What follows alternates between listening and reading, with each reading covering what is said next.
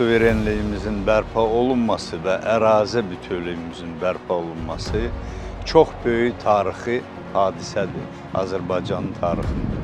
Mən deyərdim, hətta dünya tarixində. Və bir çox ölkələrdən fərqli olaraq Azərbaycan o qədər dərin strategiya, gözəl sosial mədəni inkişaf strategiyası bu saat hazırlayıb həyata keçirir ki, o bizim həm bugünkü günümüzü, həm sabahımızı daha gözəl eləyəcək.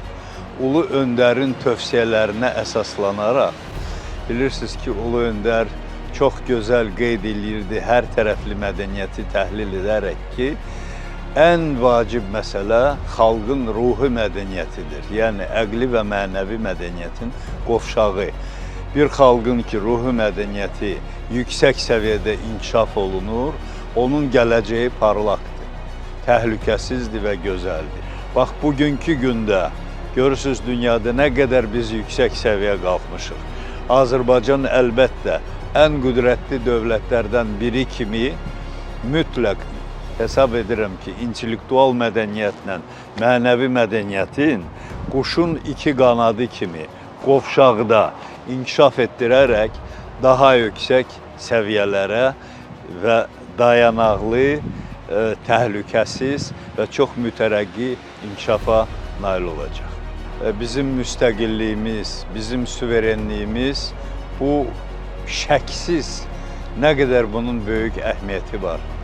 Yaşasın bizim suverenliyimiz, biz gərək hamımız çalışaq, suverenliyimizi həmişə qoruyaq və bunun üçün bizim ruhi mədəniyyətimiz çox yüksək səviyyədə olmalıdır.